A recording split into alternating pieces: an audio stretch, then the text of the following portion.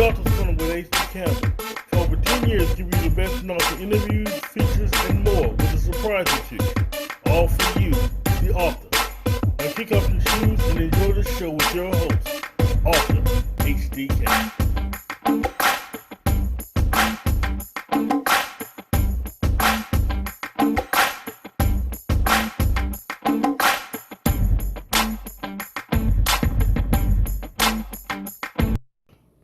Welcome to the Author's Corner with H.D. Campbell. As always, I'm your host, H.D. Campbell.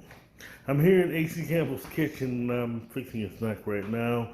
Preparing to get the show edited and prepared for Monday's episode, as well as prepping other interviews and other things going on. We have a big couple of months coming with political specials and things like that going on. So stay tuned for promos, different things going on with the HD Insider on my media page at hdcampbellmedia.com. There's going to be new websites. My book, the Sergeant Wildcat Chronicles reprint is coming soon.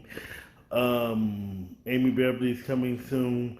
Stay tuned for a lot of different things coming up.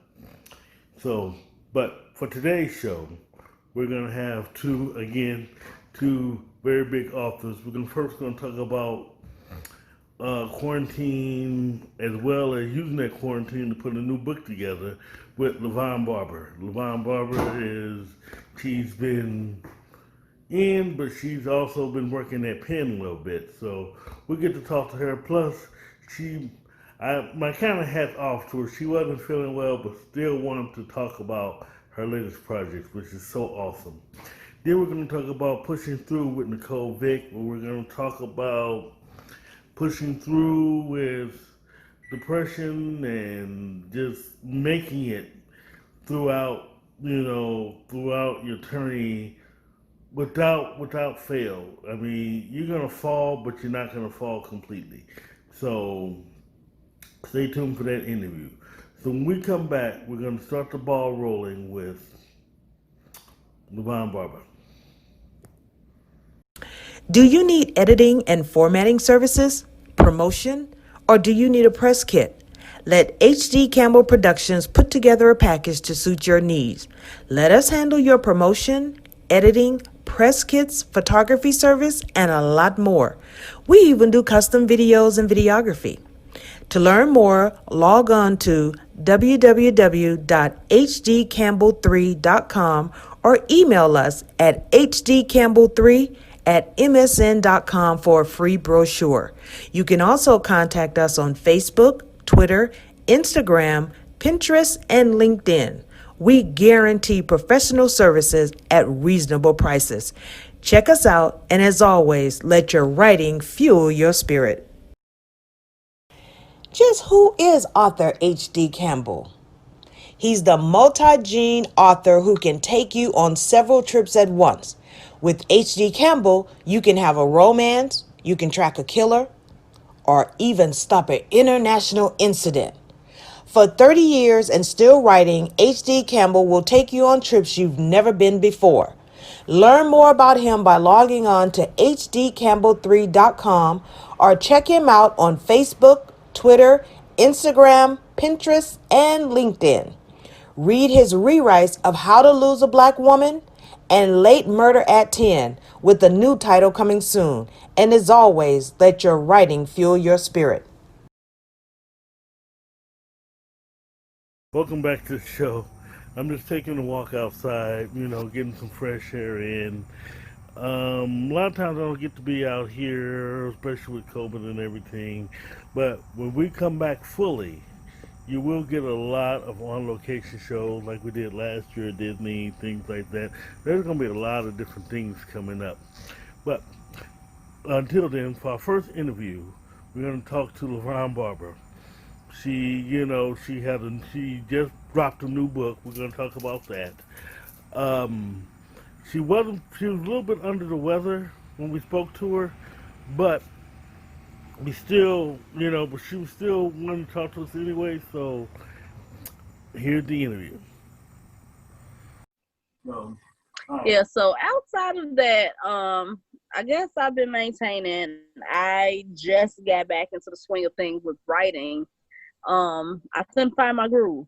So it's just like every day I'm like, I gotta write something, I need to do something, I need to do something. And, this project came along, and so I guess they gave me what I needed to get my groove back.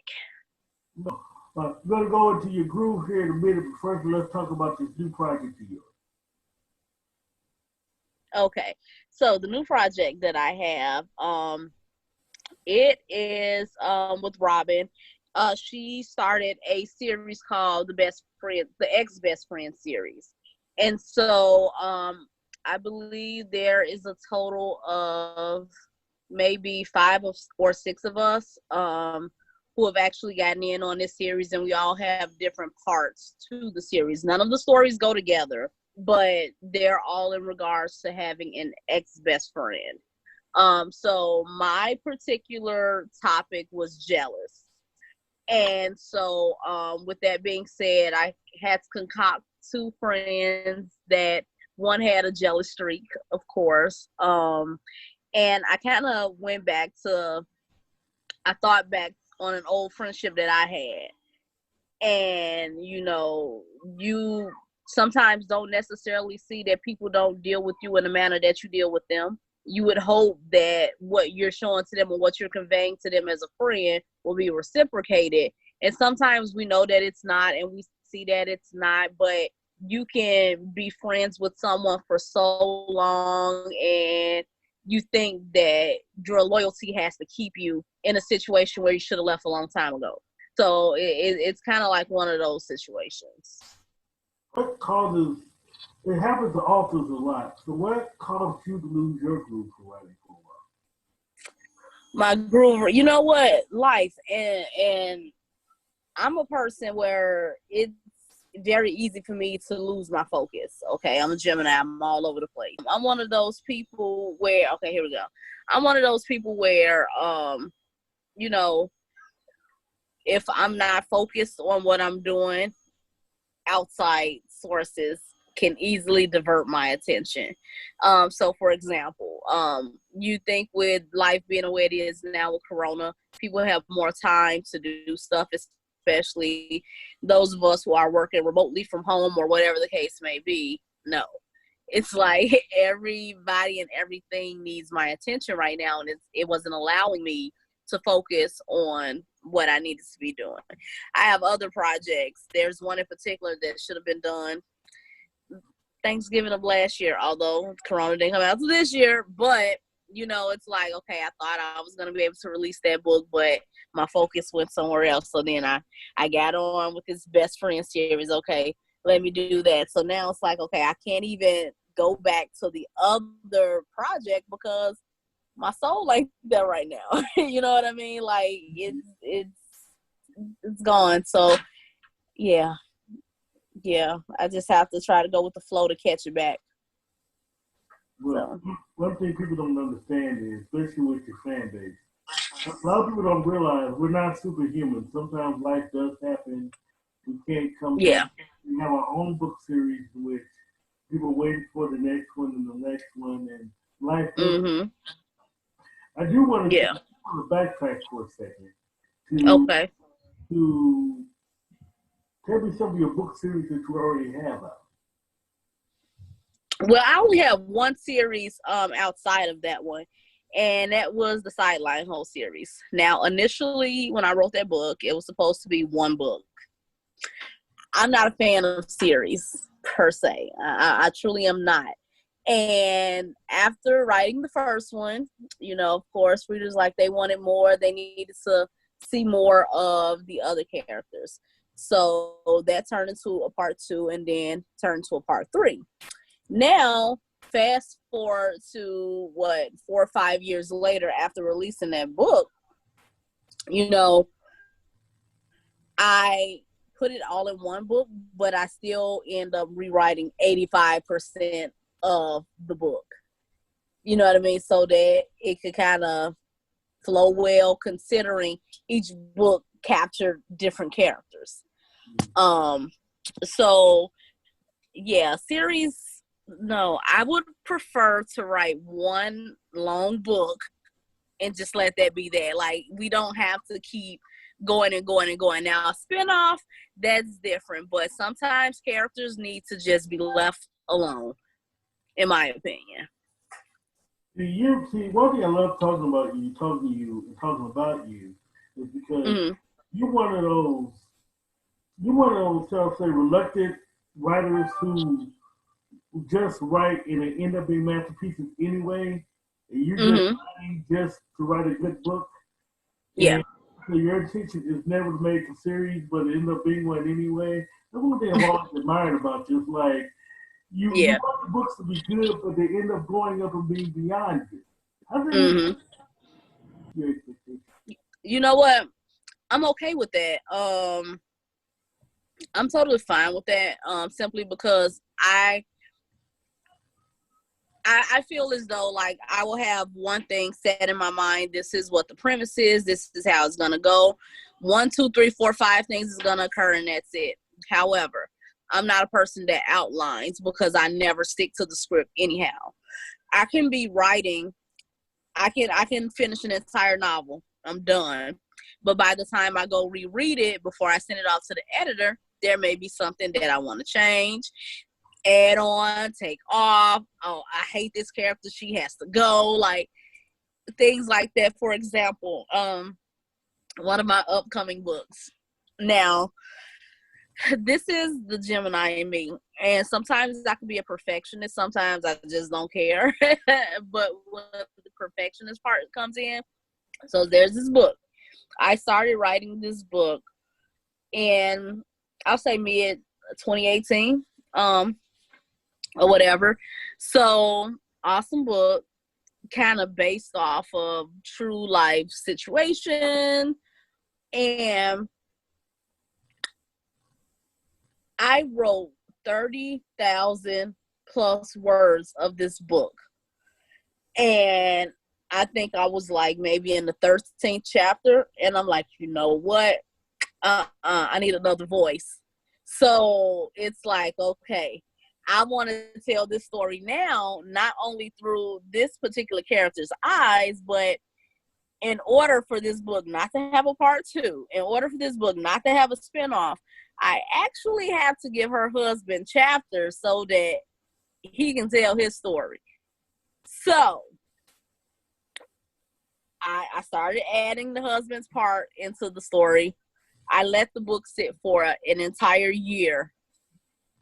On Monday, I believe it was Monday, I opened up that file because the book that I need to finish, that's like right there at the end, I can't finish it for whatever reason. So I'm like, okay, let me go back to something else to kind of see what I can do here. So I go back to this story and I'm reading through it, and here comes that burst of energy. Blah, blah, blah, blah, blah.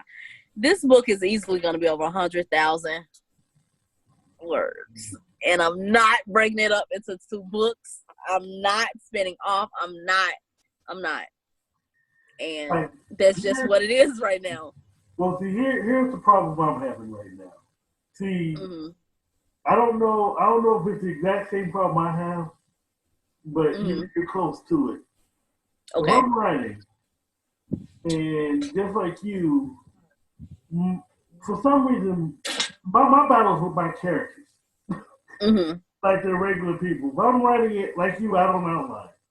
But if I have a Yeah. plot going, and that Mm-hmm. character don't feel right going into that scene, I have to rewrite the entire scene, or maybe just restructure the rest of the book. Is that you? Mm-hmm.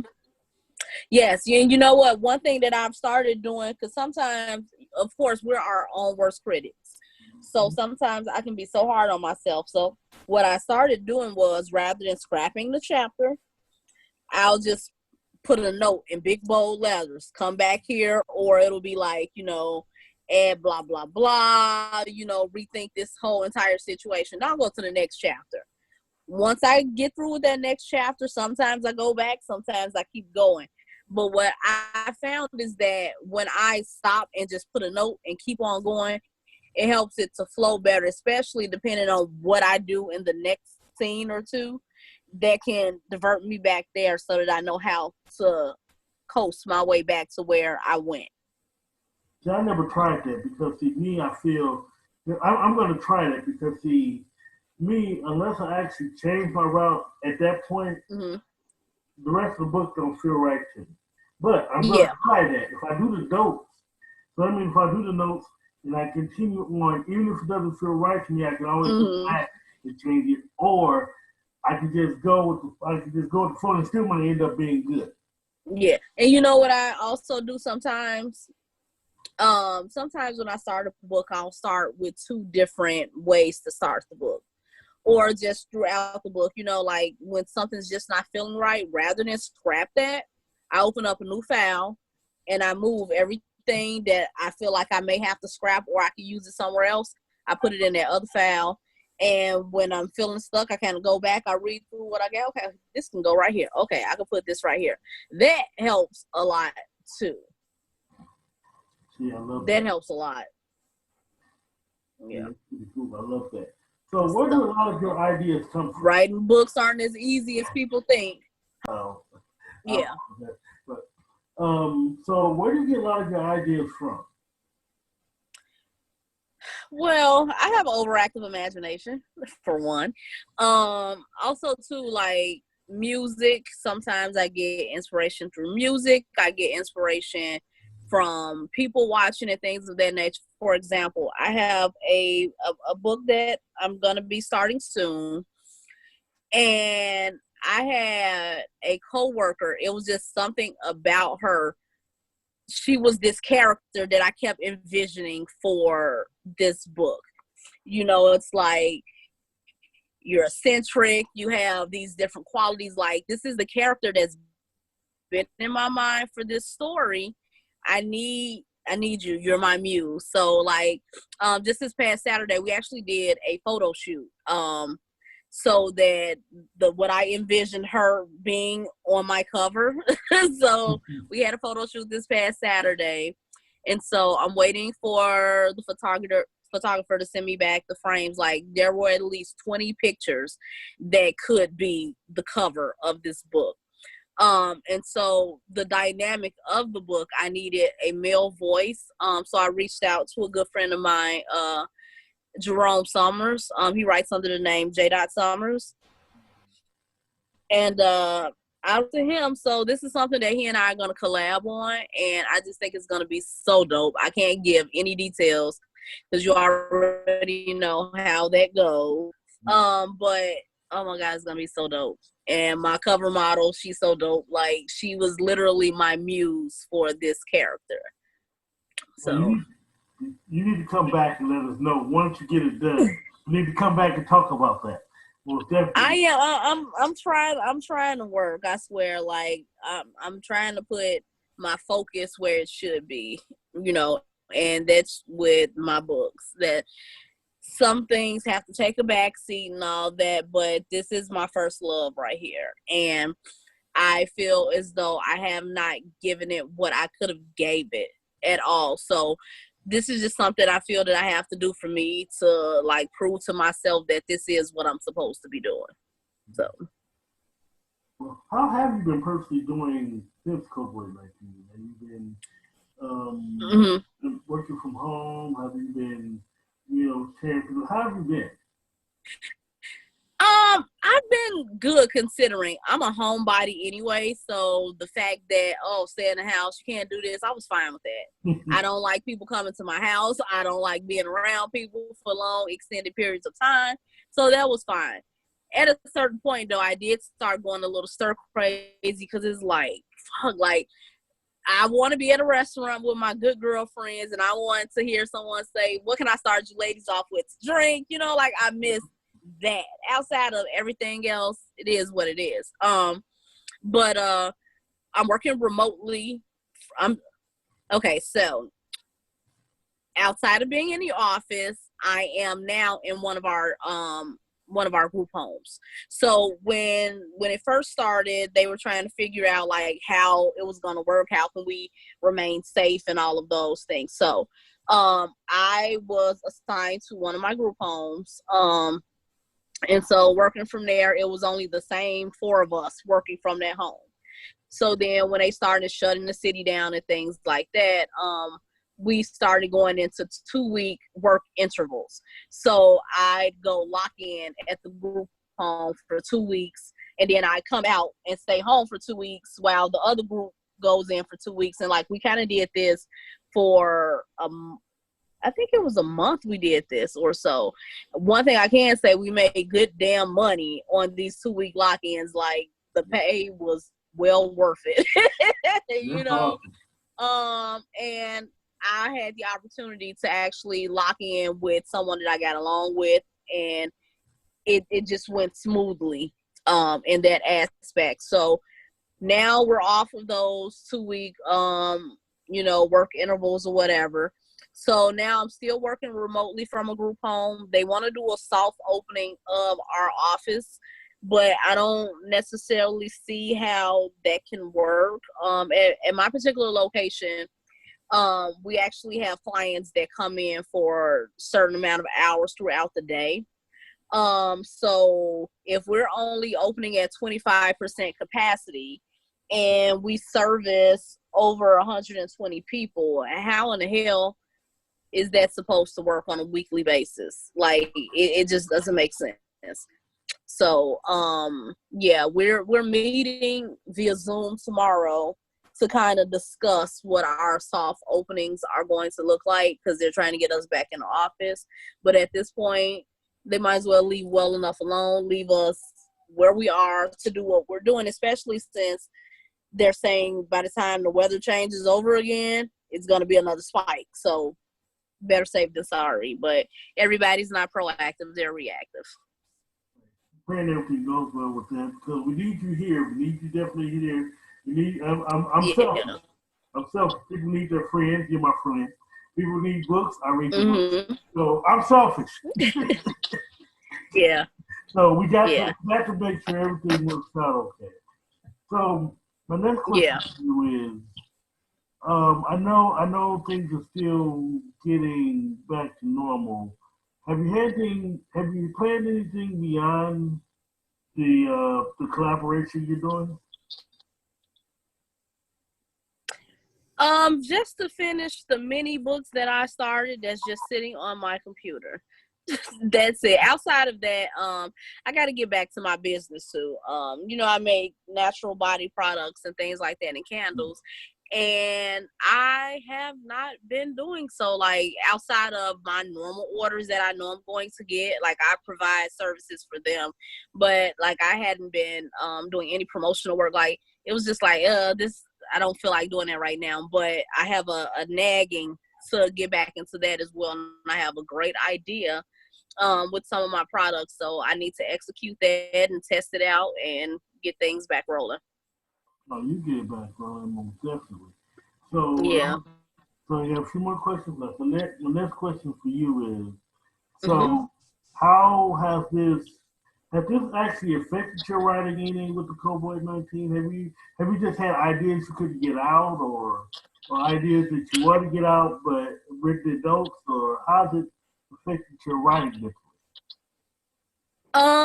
The only effects that it's had is when I can't sit down long enough. And that's the thing, because anybody that knows me and that works with me or lives in my home, whatever the case may be, they know that I need quiet in order to, outside of it being silent, the TV can be on, or maybe I need music in the background, but I can't talk to people and focus on what I'm doing. And sometimes like that aggravates the hell out of me, because people know that and they'll still continue talking. So then if I put in my earbuds or if I look a certain way, then I'm being an asshole because I'm ignoring you on purpose because I feel like you should be leaving me alone right now.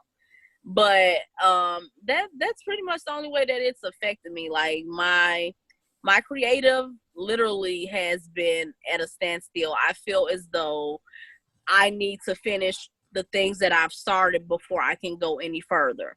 Now, I did have an idea for a different book that I would like to start at some point. So what I've done with that is just every thought that I've had about it, I've taken notes in my book in a notepad or whatever, because I always have a notebook with me or my computer.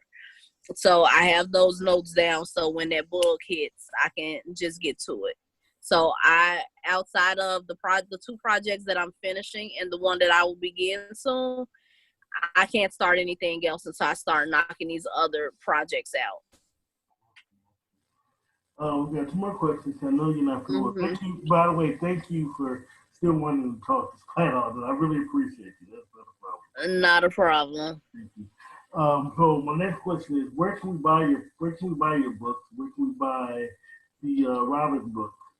When it when it's Right now, all of the books are available on Amazon, or directly from me.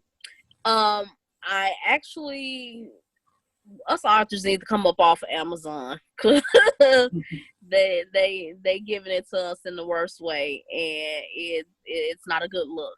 So at some point though, like, it'll only be through me, but right now Amazon is the place to get them from. this is the part of the show where I normally give you shout outs, author advice, anything you want to say. Give you the final word. The floor is yours. Yes. My final word will be to anyone that wants to start their writing career or has started and pretty much trying to find their niche or their lane. My greatest advice is focus on what you have going on and not what anyone else is doing. Sometimes you see what other people are doing and you think that's the wave and that's the bandwagon and that's what you should be doing. And you have to remember that everybody can do the same things, but no one can do what you can do. But rather than jump on that wave of what looks to be the move or what you should be doing, follow your heart. Let your soul guide you to write what you want to write. You're going to have people that are going to love it. You're going to have people that's not going to like it. And that's okay. As long as you're okay with what you're doing, you have people that will follow. And just stay true to yourself and to your craft. Don't get wrapped up in it. That has ruined careers all across the board. You know what I mean? Like, not for nothing, I have a good friend that focuses too much on what other people are doing in the literary world, and I think that stifles what she has going on because she's an awesome writer, but she focused on the wrong shit. Like, you got to worry about you. Like, I don't care what nobody is doing. If it's not affecting me, I don't care. If it, you know what I mean? Like, if it's not getting me any money, I don't care. Like, I don't care what nobody's doing. And it would be a perfect world if everybody felt that way. Mind your own business, do you, and don't worry about what's going on around you. Because what's for that person is for them, and what's for you is for you. So.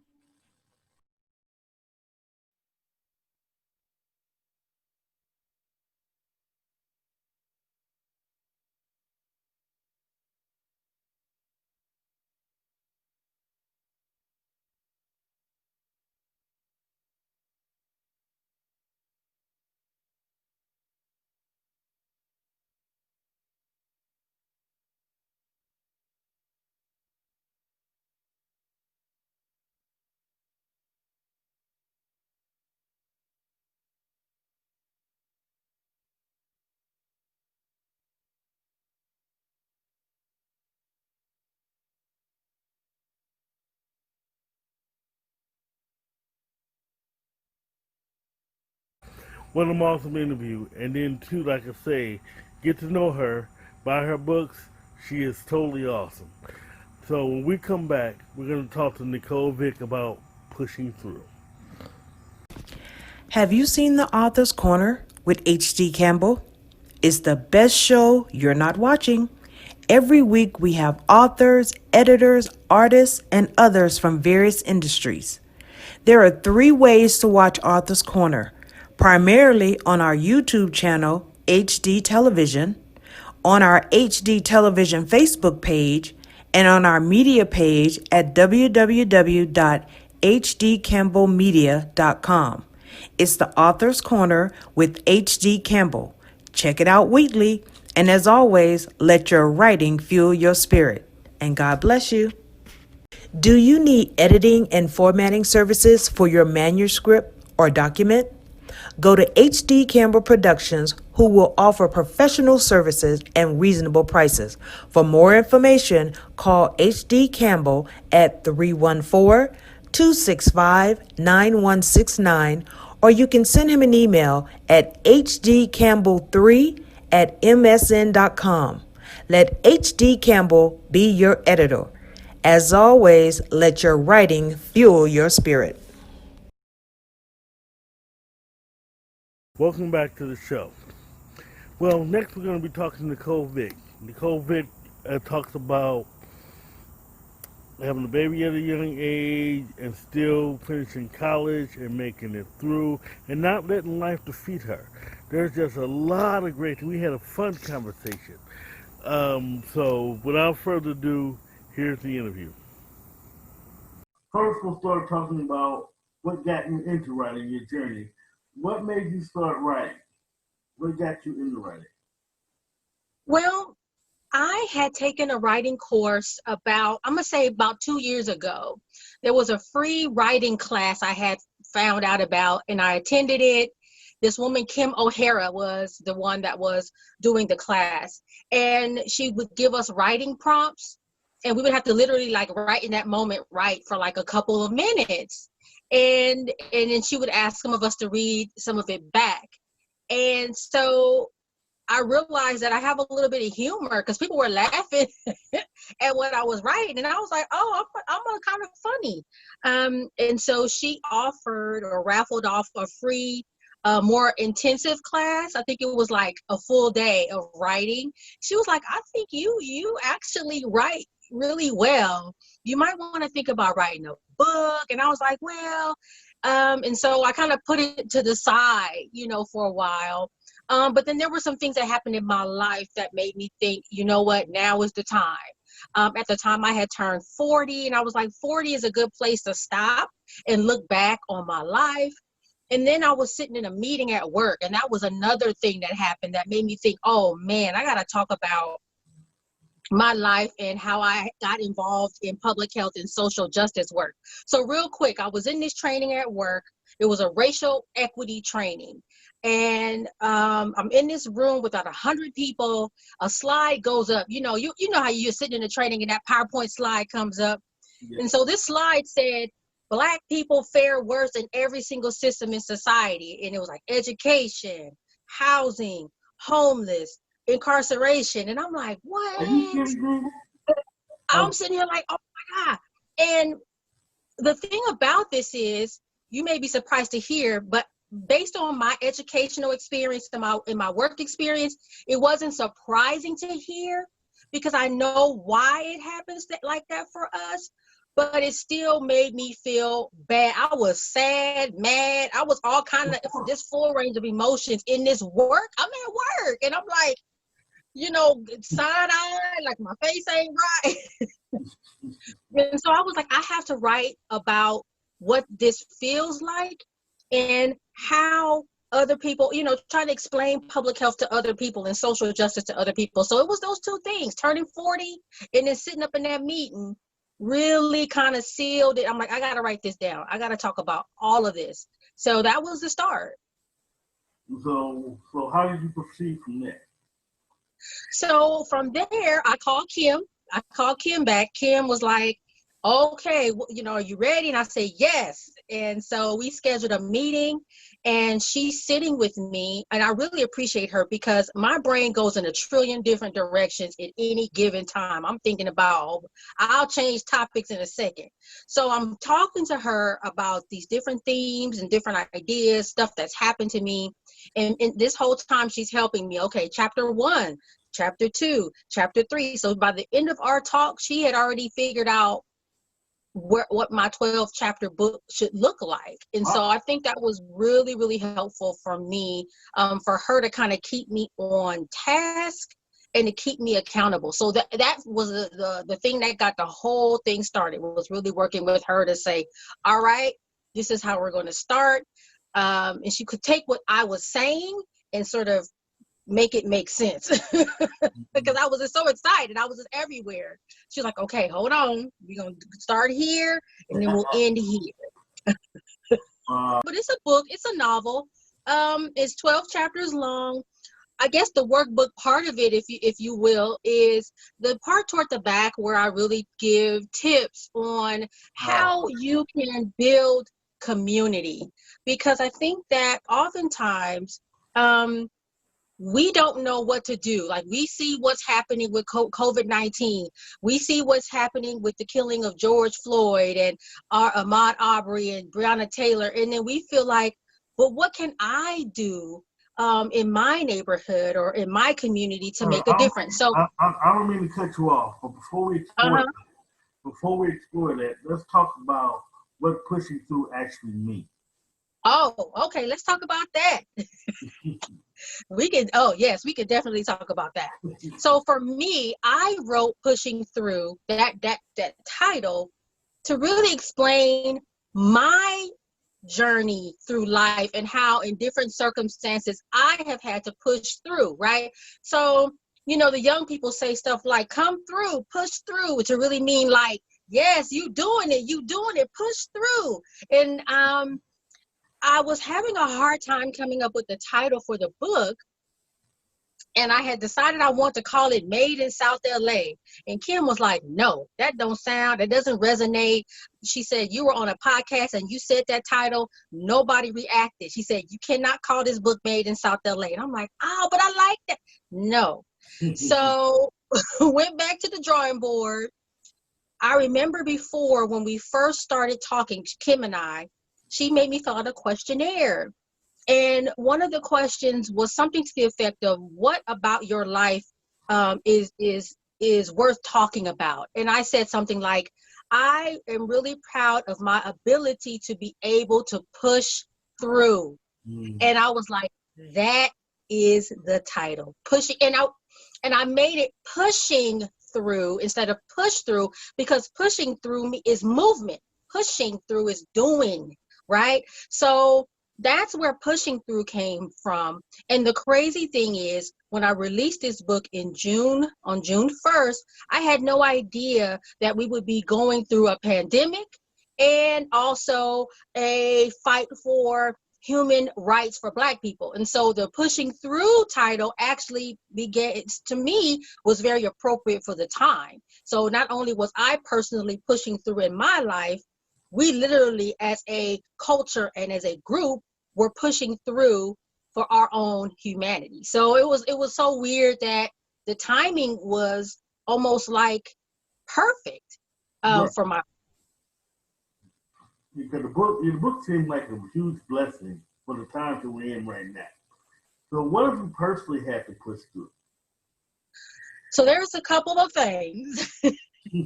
I think the biggest thing I'll talk about is being a teen mom. So I was a freshman on the campus of the University of Southern California, which is, as we know, a predominantly white institution. It's not a HBCU, it's not Howard. This is white folks, right? In the middle of South Central LA. Exactly. And so I had earned my way there, got there, didn't feel comfortable, felt not smart, was feeling real stupid because I'm like, I don't understand what's going on in here. And then on top of that, I'm like, my stomach hurts. And then go to the doctor and she's like, you're pregnant. I'm like, oh my goodness, how did that happen, right? And so I really was able to push through in that sense because, let me tell you, I found out I was pregnant in October. She was due in May. This is back in 1996, 1997. She's due in May of 1997. I'm like, okay, school will be out, finals will be over. I'll have her spend the summer with her, go back to school in the fall. Perfect. We got it all figured out. This is gonna be okay. It's gonna be okay. That child came 2 months early, March 26th, on a Wednesday. Okay. I went to the hospital Wednesday. The doctor said, you are having her today. You are fully dilated. You are having her today. They let me stay in the hospital till Friday. They sent me home Friday. She stayed in the hospital 3 weeks. I went home that Friday. I went to Easter Sunday service. I remember clearly on that Sunday, and I went back to school on Monday. And I was just like, I mean, what else am I going to do but continue my education? And I always say, and somebody told me, stop saying this, but I always say there's something about being young and dumb, meaning I didn't have enough wisdom to think through or stop myself and say, I probably shouldn't go back to school today. I probably should stay home and rest. But I was like, well, I'm okay. They sent me home. I'm going to continue my education. My mama was watching my baby. I had people telling me you should take a leave of absence. You might want to step out of school for a while. And I'm like, no. So that's a push through moment, because I knew that if I did not continue my education, that I would have a harder time securing my financial and economic future for me and my child. So that was a huge push through moment. I'm fine. My daughter is 23. She's fine. Right. And we made it. Well, I guess my problem is people were trying to get you to stop. I'm glad you continued on, but without going into specifics, who was just telling you to stop and rest and not curb your education? That's a good question. So it was one of the college advisors, and to be perfectly candid, he was a white man, and I was talking to him about my struggles because I was having a hard time. I think I had failed a class, and I was just a little confused. And then I think I mentioned, and on top of that, I'm trying to raise my daughter. And maybe he thought that was the best advice, but he was like, well, you might want to consider taking a leave of absence. And I actually, in the book, I talk about it. I was a little like, why would I do that? I literally was confused. Like, why would I take a leave of absence when all I really need is support services? Is there childcare here? Is there some sort of, tutor or something? Why are you telling me to take a leave of absence? I mean, because we all know that if I take a leave of absence, the likelihood of me coming back and finishing is really low. Hold on, before you continue, if you don't like the sound of this, I'll edit this out. But you're being asked to take leave of absence because your name's not Becky. If you know what I mean. Now, if you don't like that part, I'll take it out. But you know what's on that man's mind. Exactly. Your name's not Becky and Karen. That's basically why. Like to be part of the statistic. But go ahead. I'm sorry. I cut you off. No, you're right. I mean, like I said, I knew that. I said, well, if I take a leave of absence, it's going to be harder to get back in. Not harder to get back in. They'll let you back in.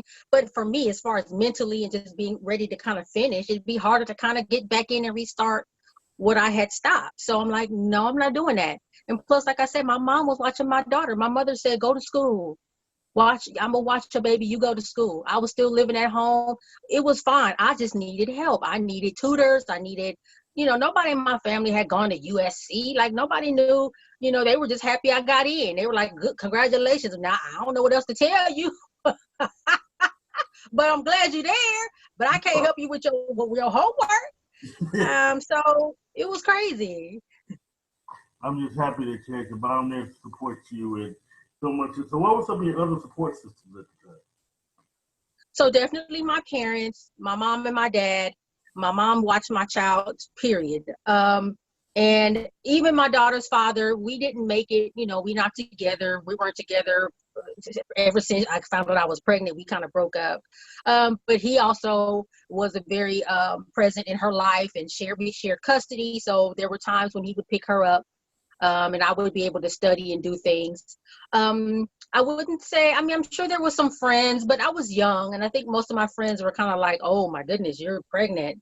Who else? My church family, I remember at the time, they threw me a baby shower and things of that nature. And so, and I think the choir director at the time went to USC. So that was kind of cool. He had gone to school there. So we had, some connection. So there was a lot of people that really, really supported me. I can even remember my great grandmother, when I told her I was pregnant, she would ask me every day, is the baby here? Is the baby here? Is the baby here? And so even though that's not, she didn't watch the baby or babysit, it was so cool because it's like, think about how many generations that is in one space. I'm carrying her great-great-grandchild Right. at the time. And she literally waited until I had my daughter, and she passed away 3 months later. So I felt, in a way, I felt like she was kind of holding space in some way for my daughter. And I really appreciated that as well. I felt that kind of support even from her at her age. She was probably in her late 90s at that time. So I had a lot of people looking out for me, a lot of people really wishing the best. Just that one advisor that was trying to steer me in the wrong direction. But that's okay. I thankfully, like you said, I didn't have enough sense to think too hard about it. I was like, man, this dude tripping, and I just kept going. Right. Well, one thing I am very happy about. I love the fact that you do have a support system. Because, and I love your support system due to the fact that, number one, and I'm just, and we're gonna get back to the point here in a second, but I love the fact that your family was there, that you had a few friends, because being pregnant is almost like having cowboy therapy. Nobody wants to be around you. No one wants to help you. No one wants to do anything. But I want to give a big shout out to your child's father because it's very rare. And I love the fact that you mentioned him because of the fact that there are men out here that do step up. They may not be with the woman, but they do step up. So, Right. So I did Absolutely. He's not perfect. I'm not perfect. We did the best we could. I mean, we both were young. We were like 18, 19 years old, right? And he's still very present in her life. And, my daughter is old enough now. I don't have to, facilitate any of that. That's between the two of them at this point because she's 23. She's in her own, she's an adult now. But, he did the best that he could, and his parents, right? His family also really stepped in and stepped up. I still, my daughter will tell me, oh, my grandpa Hamilton called, and I talked to, I sent him a copy of the book. He wanted the book, so I sent him one. So there's still, there's that relationship and connection there. And I definitely appreciate that. Awesome. So now your child is here. She's 23. What else did you have to experience from then to now? I think one of the things that happens, unfortunately, for a lot of us as Black women is we struggle with our self-esteem. And I'll talk about that in two different ways. Body positivity, body image, right? And then also our relationships with men. So for me, I struggled with my perception of who I was based on my weight. And that started as early as elementary school. My mom gave me slim fast as a child because I was chubby. And so, just that constant struggle of trying to meet some ideal that society puts forward to women about what they should look like was a struggle to the point where I have had, and I'll say it, it's in the book, I had liposuction. I have had surgery. I used to diet like all the time. And one day I got on the scale, for example, the scale didn't say what I wanted it to say. I threw it in the trash. Like, there's just all this kind of weird stuff that I was going through that a lot of women go through. And I finally was like, I can't do this anymore. I cannot fight myself. I only have one body. I can't continue to fight it and have this constant tug of war and let a scale determine how I'm going to feel. If the number ain't what I want it to be now, my whole day, I got an attitude. Like, what is that? So that was a journey. That was a push through moment. And I think, for example, that really has an impact on how I talk to my daughter about her body and how, we have conversations about that as she was growing up. And then the other one about relationships with men, you would think, and I write this in the book, that I got a bachelor's degree, a master's degree, I got a good county job, I got a teaching job, I'm doing all this stuff. You would think that lawyers and doctors and guys are just, knocking down my door trying to, come get me. And that's not what happened. I really, really reached for guys that did not mean me, didn't have good intentions for me. I'll say it that way. And there was one incident, I won't give it away because it's good. It's a good one too, where I finally was like, I can't do this anymore. Yes, this person did me wrong, but what role did I play in this whole thing, because I allowed it to happen. And why did I allow it to happen? So that was also a push through moment. Like, no, I want better for myself. I deserve better for myself. And so I need to look for a higher caliber of man to deal with. So that was a huge one. And that was just like maybe a couple years ago that I got out of that I figured out how to stop dealing with the guys that weren't good for me. Well, actually, I'm going to ask you how that actually affected your relationship with me, but you already answered before we went to school. So now I'm going to rephrase the question. Does it, so it does change what you're looking for? Well, not looking for, but your ideal guy and your daughter's ideal guy. Does that change the focus? Yes. Yes. So after this particular incident and with this particular person, we won't name him, I realized, wait a minute, I'm stuck in a pattern. You know, you get stuck in this kind of pattern and you're like, why am I doing this? And so I literally had to relearn how to date. I took a class. It was called Date Like a Boss. And this woman taught us how to date and taught us how to know what we want and, more importantly, what we don't want. So sometimes we focus on what we don't want. I don't want this. I don't want him to be broke. I don't want this. I don't want this. What do you want? Because you have to speak into existence what you do want. Because if you talk about what you don't want a lot, what you put out into the universe is what comes back. So if I say, I don't want a broke man, what you keep saying broke. You keep saying broke. So what's going to come back? That's even true for your own life. I don't want to be broke. You keep saying broke. You want to be prosperous. You want to manifest abundance. You want, that's what you have to speak, because then that's what comes back to you. And that's just what I believe. And so when you think about the kind of man you want or relationship you want, you got to say, I would love to have someone that I can talk to, share my thoughts with. I want someone that is kind and honest and loves his family. You got to say those kinds of things. And I did that. Once I learned, I started to kind of manifest that and speak that out. And then I also embodied openness and approachability. Like, I'm open. And then, one day I got an inbox from a man, and he was everything on the list. Well, see, there you go. So how you guys hit it off? Okay, everything good? Well, talked to him yesterday. We doing just fine. awesome. So see, and the reason I bring that up because I have a daughter. My daughter's 16.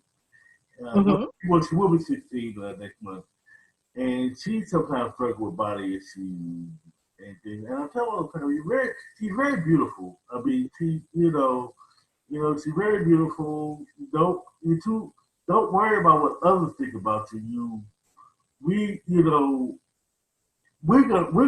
love you because as long as you're healthy and you stay beautiful, everything is fine on my end. Right. I guess we don't encourage. Your daughter actually has the advantage to where, and I'm babbling, so I'll get over the question in a second. Your daughter had the advantage because she had you. She had your ex. She had family around her. Yes. So she was able to bypass a lot of those issues. How were you able to eventually move past a lot of yours? I think for me, the biggest thing is self-reflection. I think that, and I talked to my daughter about this just the other day, that it is hard for people to look inward. There's a quote in a book that I love, and it says, if you do not go within, you go without. You got to go inside. You got to go here and here and think about, okay, what's going on? Why is this pattern repeating itself? Why do I always feel like things are going wrong? What is happening here? Because oftentimes what's happening here and here is oftentimes reflected outward. So if stuff ain't right here, everything else is going to be wrong, period. So I think that's how, for me, I've been able to get through most of what these issues are. So when the book is called Pushing Through, Finding the Light in Every Lesson, that light is that opportunity to self-reflect. Like, wait a minute, how did I get here? And how do I get out? And not worrying about well, this person did this to me, or she said that, or he did this. It doesn't really matter. How I respond to that is what matters. How I move past it or beyond it is what matters. I've taught my daughters, sometimes, baby, you got to either work with people or you got to work around them. You got to go around them. And I've taught her that over the years. Okay, well, this person ain't doing what you want them to do. What's the workaround? Because you still got to get to the other side. You still got to push through to the other side. So how do you work around them? Because they ain't going to get out the way for whatever reason. They're a barrier. You got to move around them. And so, that's something else that I've really worked on a lot. Like, okay, reflecting on self, but then also trying to figure out how to navigate people. Because sometimes people will put a monkey wrench in your situation, and you got to get around it. Yes, they will. In fact, you need to be careful with this book. With a book like this, you personally need to be very careful. You sit around and have everybody believing in themselves and everything. Everybody's going on self-esteem. Be careful. You got some powerful mojo working with this book on. But no, seriously, I make fun. I'm sorry, but I'm serious. I'm very serious, How has your readers received the book? How has your fans, people received the book so far? I have gotten some fabulous feedback. So far, I have about 5 or 6 Amazon reviews. One person already said, like, thank you so much.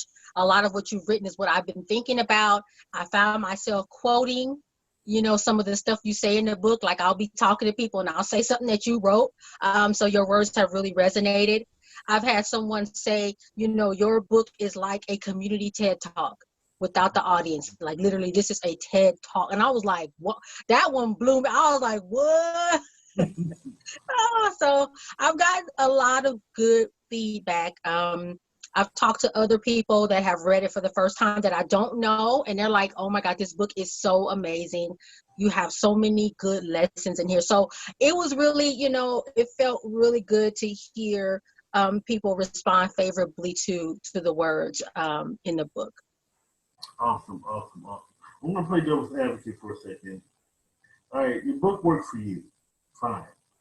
I'm going through some of the same stuff you are, and nothing seems to work for me. What makes you think your book's going to help me out? Well, I mean, I can't guarantee it's going to help you out, but I think that it's one of those situations where, I really loved growing up listening to my great-grandparents and my grandparents. They had a lot of wisdom. They knew something that I didn't know, and I loved kind of paying attention. I see this book in the same way. I might not have all the answers for you, but I've been through some things that I think that may help, right? And so one of the women I spoke to has a podcast for Black graduate students, and what she said to me is, she said, I love books like this because I'm in graduate school. I can't see the light at the end of the tunnel at all. I feel like I'm sitting here studying, going to class. I don't see the end of the tunnel. Your book and people like you help me see that there is a light at the end of the tunnel. So if it don't help you, I mean, I don't know what to tell you. But I think that for a certain kind of woman who is could be a college student, could be my age, could be in high school, you can look and say, wow, if this woman could make it out of a teen pregnancy and failed relationships, then maybe there's something in there that I can pull from that will help me. So I believe that there's something in there for everyone.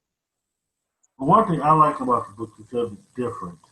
Normally, books like this is usually out of poverty and abuse and things like that. You are actually speaking for a different. You're actually speaking for a different one. I'm in college. I'm actually in high school, and I'm struggling. I still have family help. I'm still struggling with this. So basically, in other words, you and I kind of grew up the same way. I'll just put, for example, we've had the family support. Sometimes a little pressure do come your way, even though you have everything, So the book actually speaks for people of our sort of situation. I think so. And I think even if you don't come from a similar situation, maybe you have a different background. If anything, it shows you the importance of trying to create that for yourself or for your children. So maybe you're an adult and you have young children and you didn't grow up in the way that I did with my great grandparents and grandparents. You didn't go to parochial school. And you're trying to raise your family, you can now say, okay, well, I understand now the importance of having this network and this structure around my family. So now let me try to figure out how to create that. So you're right. I think it is written from a perspective of a woman, me, that grew up, in South Central LA, but relatively middle income. It shows that I still had some struggles that I was able to push through. But I also think it could work for people that have a different background, that are trying to figure out how to change what is happening in their community or change what's happening in their family. And they can look to the book, because the book is my life and it's layered over all of these public health concepts, and educational attainment is one of them. Housing is one of them. Our communities and why they're structured the way they are is another one. And so if you grew up differently, you can say, well, dang, is that why my neighborhood is like this? Now I feel compelled to try to help change it reading this book. So I think it, to your point, it is kind of written in one way, but I think anybody can really pick it up and learn something from it. Well, I cut you off earlier for us to talk about the book. Now you just brought and then you brought it back full circle, which is awesome. Now the timing of the book, like you said, came out around COVID-19, George Floyd protest. How do you think the book can actually help our community here right now? So toward the end of the book, I do talk about community and the importance of building community where you are. And I think that a lot of people may feel like I can't do anything because I'm just one person. There's so much going on in the world. How can I really change anything? I don't have no money. I don't have, I don't know anything. I don't have a college degree. And so they feel like they're just kind of like, well, oh, well, it is what it is. And in the book, I talk about this idea of all of us have the capacity and the power to change our community. And, community can be defined in a number of ways. It doesn't have to mean, your neighborhood. It doesn't have to mean a whole city. Your community could be your block, the people that live on your street, the person that lives next door, the people that live on both sides of you can be a community. And so one example that I give is I decided a couple of years ago, because I love fashion and I love, nails and hair and all that kind of thing, that I wanted to somehow support Black women business owners in my community. And I had started to get familiar with a few of them. And one of them said, hey, Nicole, I used to do these pop-up shops every holiday season, and people would come over and, we would support each other. She said, you should try to do one. And as simple as that, I said, okay. I reached out to a few of the vendors that I knew and charged them like $50 to bring their tables and their things to my backyard. I made a flyer. I did it for 2 years. The only reason I stopped is because of the coronavirus. Right. And that was my way of saying, hey, community, there are women in this neighborhood who make beautiful products, clothes, body butter, waist beads, all kinds of things. You don't have to go to Target to buy a Mother's Day gift for your mama, your sister, your cousin. Come to this pop-up shop, spend your money in the community, support these Black women business owners, and get unique, well-made gifts. That is a way of me changing my community just by opening my backyard. And we all have the power to do that. You might not want to do a pop-up shop. Maybe you are a chef. You can teach some kids down the street how to cook. Maybe you are an accountant. You could teach the moms in the neighborhood how to open a bank account and save money.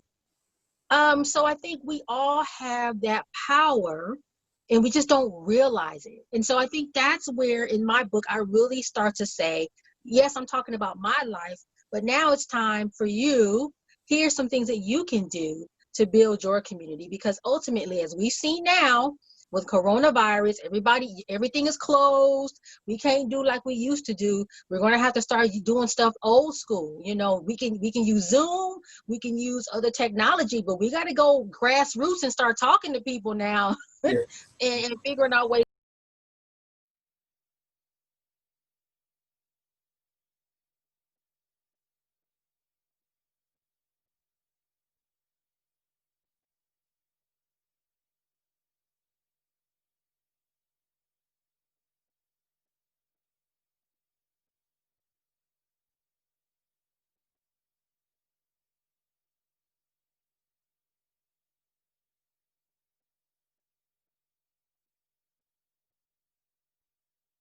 In 3, 2, 1. When we come back, we're going to have HD's 2 cents. But first, here's what's coming up next on the Author's Corner.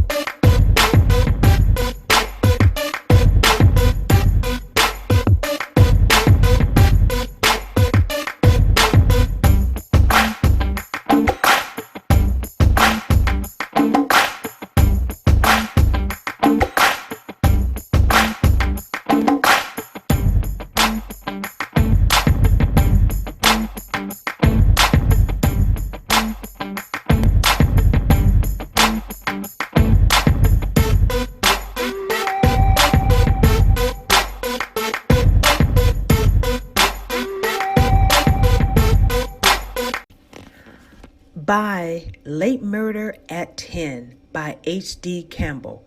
Former investigative reporter Mark Alexander thought his life hit a slump when a mass shooting results in the murder of a controversial news anchor.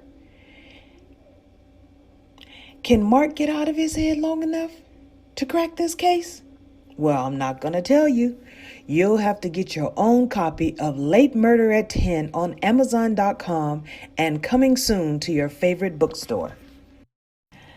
Coming soon, the second printing of the Sergeant Wise Guy Chronicles, reintroducing you to a special agent, Sergeant Wise Guy, the government's top strategics and agent with a very sarcastic tongue. A former ranger, he heads up a team of specialists taking care of missions too big or too messy or other agents don't want to handle. His first mission takes him to Paris, where a stolen Cold War nuclear warhead was discovered. While discovering the warhead's origin, a lost dead love resurfaces. Can Sergeant Wise Guy resolve both before the secret plans for the warhead is complete? Well, check out the second printing of the Sergeant Wise Guy Chronicles, coming soon.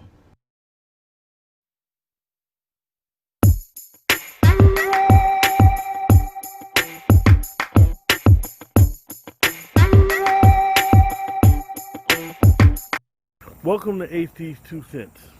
Today I want to talk about writer's block in the COVID world. A lot of people think because of COVID and we're stuck at home, we're quarantined, that you can come up with so many great ideas and you should have volumes of stuff by now. But a lot of times the stress of COVID makes you not so creative. In fact, a lot of times it stresses you. You lose family members. You're stuck at home. You don't have a job because your job is furloughed, or you have to adjust to working from home. It's so many stresses. You paying bills, things like that. So, in order to de-stress, there's a few things I can suggest.